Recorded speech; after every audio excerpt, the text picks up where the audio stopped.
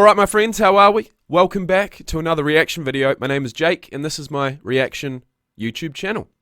Today, it's all about speed. It's actually in lead up to the 2020/2021 Tokyo Olympic Games. This is the USA men's 100 meter final from the track and field Olympic trials that happened last week, I think. Now there's one name, well actually there's two names that I thought might be in this final, but only one of them are.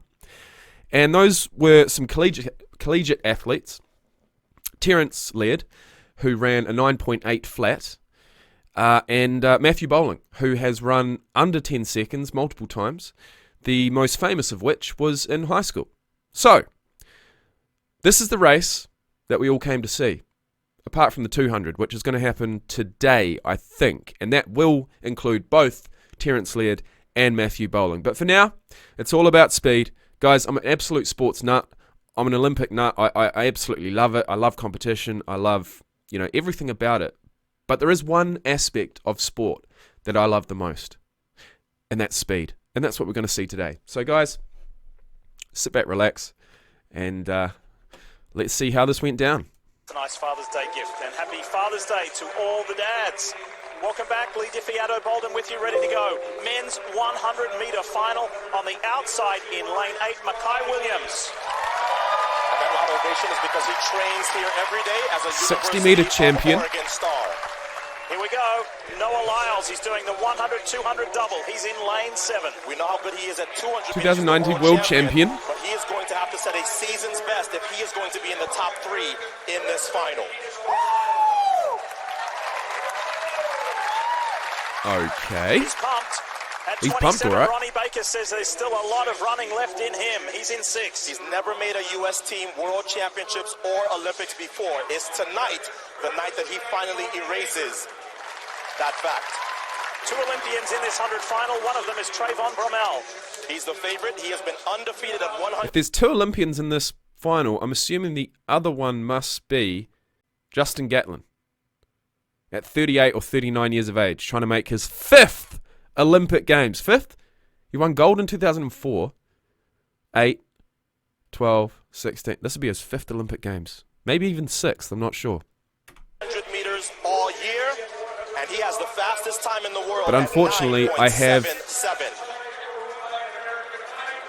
heard through the grapevine that he injured himself in this race, which is just tragic. 100 to 100 and 200, Fred Curley. A week ago, he scratched out of the 400, and people were asking him on social media, what are you doing, Fred? They're not asking it anymore because he looks like he's capable of making this team today. How good is that? A 400-meter runner. A world-class level 400-meter runner transitioning into the 100. That's going to be interesting. We'll see how his start goes. 3, Kung Fu Kenny Benerick. He set a personal best. He's in lane 4. To get here. I think he's going Kenny to need Bednarek, lane 3. If he's going to be on the U.S. flight to Tokyo. For personal reasons, family reasons. Here he is. Gatlin wants to make another Olympic team. Look at this. 5-time Olympic medalist. Not, 1 gold, 2 silver, and 2 bronze. I know he doesn't qualify in this race, but honestly, guys, if that is Justin Gatlin's final race, final competitive race, then he deserves me to at least shout out his Olympic medals. So gold in the 100 meters at the 2004 Olympics. At the 2012 Olympics, he ran 9.79, earning a bronze medal. He won his 3rd Olympic medal in the 100 meters at the 2016 Olympics 100 meter final, finishing with silver behind Bolt. In fact, that race was one of the closest 100 meter finals you're ever going to see. He could have easily beaten Bolt that day, but he didn't. Wasn't meant to be. Wasn't meant to be. Finishing with silver. At 34, he became the oldest man to win an Olympic medal in a non-relay sprint event. And he's trying to do it again at 39. At the age of 35, Gatlin won the gold medal in the 100 meters at the 2017 World Championships, 12 years after his first triumph in the event. This guy's an absolute legend. Possible NFL career. Let's have a look at this. 2006. Sorry, guys. I know I'm going down a rabbit hole here, but November 29th, 2006, ESPN reported that Gatlin had worked out with the Houston Texans, although he has little football experience and has not played football since 10th grade. On May 4th, 2007, the Tampa Bay Buccaneers announced that Gatlin was one of 28 free agents taken to their 2007 rookie camp on tryout contracts and was considered to be the most intriguing unsigned athlete in attendance. He tried out for the team as a wide receiver. He was unsuccessful, though, and stated that he believed he had all the necessary skills, and the only reason he did not make the team was because the coaches viewed him as a track guy. Okay. So this guy's just been racing, no pun intended, father time, for honestly probably the last 10 years. And that's about enough of that. Let's see exactly how his final Olympic trial, 100-meter final, panned out. More experience than everybody else in the field combined. I was going to say, combined. So I'm holding his leg after the semifinal. Does he have one more great performance in him? Because he's going to need it if he's going to make this team. At 39, we'll see what he can do. And in lane one on the inside, Gillespie. Gillespie. This is the guy that won the heat with DK Metcalf in it. And then he went on to win the whole entire meet.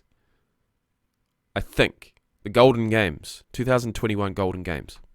He's already seen his training partner Michael Cherry make the 400 team. How much inspiration did he draw from that? He too is a former Oregon Duck.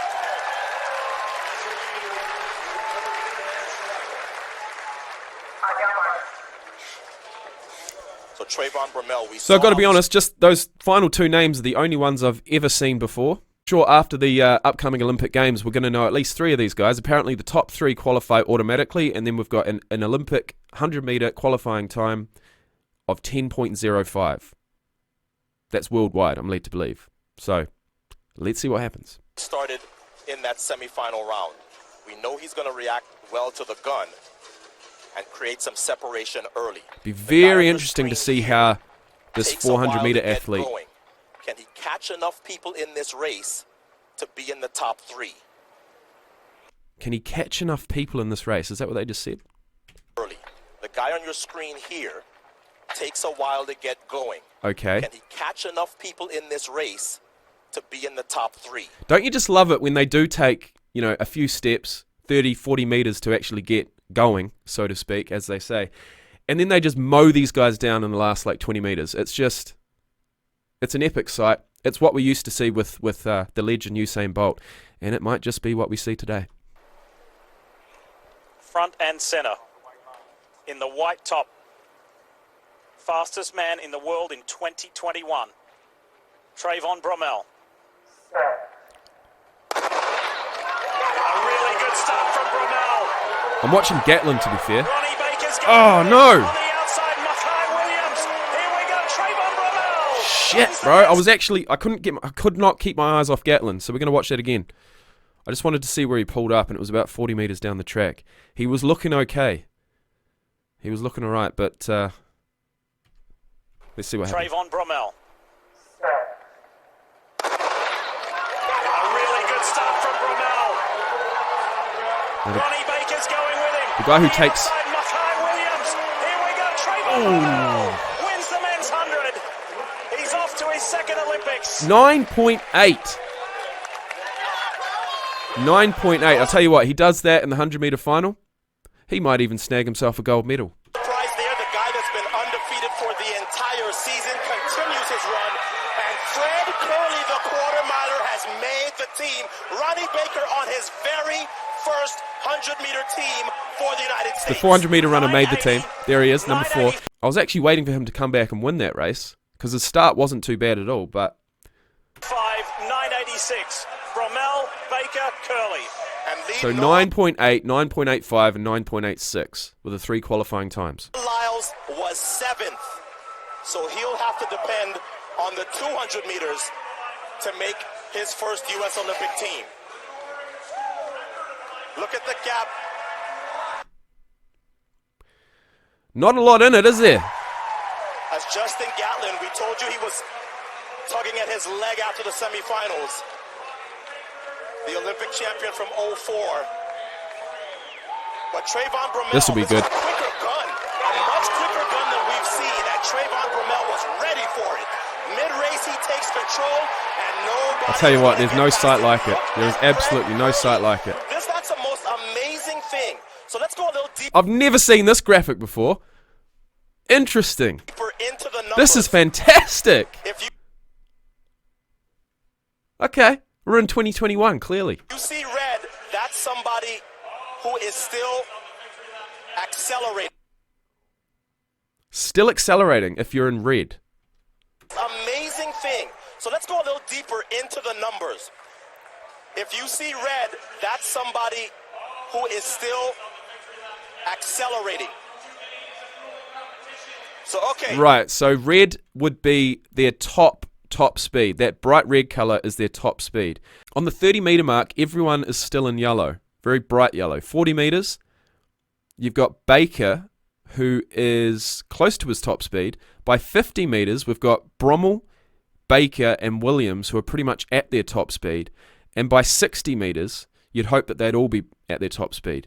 Your top three, Curley, Brommel, and Baker, and Bednarek, really maintain that top speed near the end of the race. And I suppose that's what we've just seen. Fred Curley actually hit his top speed late in the race. Look at Ronnie Baker, 26.1. So there were a lot of guys closing on Bromell that had very nice surges at the end, but Bromell never let them get ahead of him. So We're going to have to watch that's that your again. team for Tokyo, Bromell, Baker, Curley. The Olympic rings next to those athletes. Lewis Johnson, what a men's 100. Right in the line, Lewis. Lewis, All right, here they are. The 100-meter men have gotten themselves in one spot. Trayvon, you had the world lead all year long. How do you hold on to that and live up to the moment to punch your ticket to the games? God is real. That's my only answer. That's your only answer? That's my only answer. All right, are you looking forward to facing the rest of the world when you get to Tokyo? Whatever guy got in his plans. All righty. Ronnie, you're making your first team headed to the Olympics with those special shoes. How big is this moment for you? Tell you what, an attitude like that, just putting it all down to God and what his plans, what plans he has in store for you, really does give you a good outlook, doesn't it? At the end of the day, it's gonna set you up. It's gonna set you up to be a good sportsman. It's gonna set you up to, be graceful in both defeat and victory. It's pretty big, man. I've been through a lot. Been trying to make this team, these world teams, Olympic teams for the last 5 years. It feels really good to finally get on one. I'm on the same wavelength Trey's on, man. It would not be possible without God. I've had a lot of stuff happen to me, and I've grown spiritually. And like I said, I said yesterday, I was talking to a reporter, and I basically said, hey, there's a place where I am and a place where I need to get. And God's got to fill that gap. And my faith and my work is what's going to fill that gap. So I'm happy about it. All right, congratulations, Ronnie and Fred. We were all scratching our head wondering why you were dropping down from the 4 to the 1. How did you manage this final to get to the top? This guy ran an incredible race. First of all, I believe in my coaching and I believe in myself to get to this. Fred Curley, how tall is this guy? Look, 6'3", 6'3.5". Look at this. Look at him barreling down the track. Have a look at it. Look at that. Not an ounce of fat on him. What an absolute specimen. I'll tell you what. This point where I'm at right now. All righty. Gentlemen, congratulations. We'll see all 3 of you in Tokyo, okay? Thank you. All righty. Men's 100 team, Lee. superb. Shot, boys. Okay. So that's it. There is one glaring mistake that I actually unfortunately made at the start of this, and that is the fact that I thought Matthew Bowling was in the final, but it wasn't to be. He must have been beaten in the heats, which I wasn't aware of. So we've still got the 200 meter. I feel like that race is both Terence Laird and Matthew Bowling's favourite at the moment. For Terence Laird not to run in the 100 metres, having just clocked a 9.8 in the NCAA National Championships. I don't exactly know what's behind that position, but at the end of the day, he is very young. I think he's 19 or 20 years of age. He's going to have plenty more Olympics to come. And with that in mind, guys, so are we. So, by my calculation, we've got about 4 or 5 weeks until the Olympics starts, and I cannot wait. So thanks for watching, and I will see you in the next one. Peace out, guys.